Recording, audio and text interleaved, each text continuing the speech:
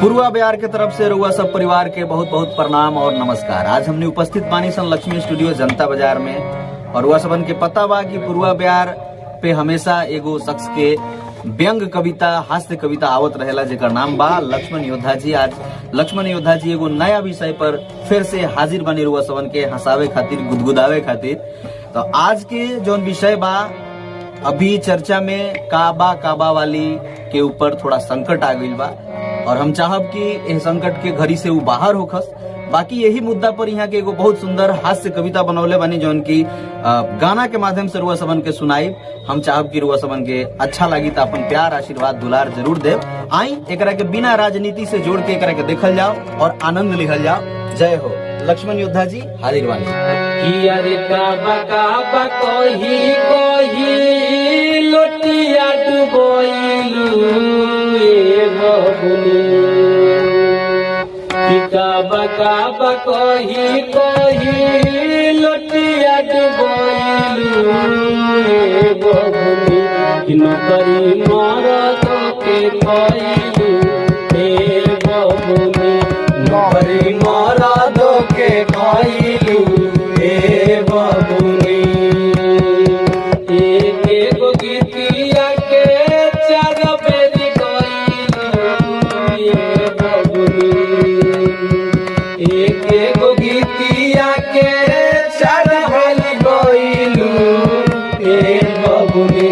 नौकरी मरद के खइलू हे बबुनी, नौकरी मरद के खइलू हे बबुनी, नौकरी मरद के खइलू हे बबुनी, मरद के खइलू हे बबुनी।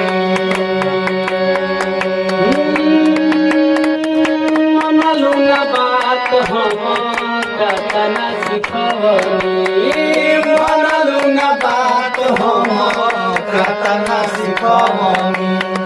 गाई गीत तहारा के समझवनी, गाई गीत तहारा के समझवनी।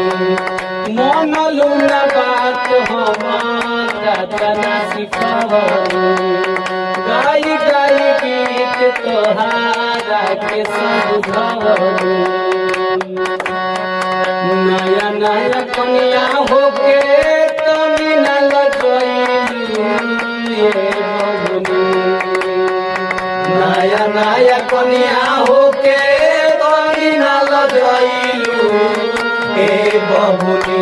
नौकरी मरद के खइलू हे बबुनी, नौकरी मरद के खइलू हे बबुनी, नौकरी मरद के खइलू हे बबुनी।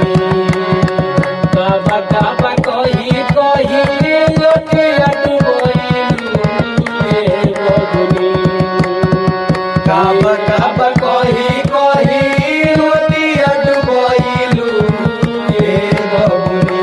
नौकरी मरद के खइलू हे बबुनी, नौकरी मरद के खइलू हे बबुनी, नौकरी मरद के खइलू हे बबुनी, नौकरी मरद के खइलू।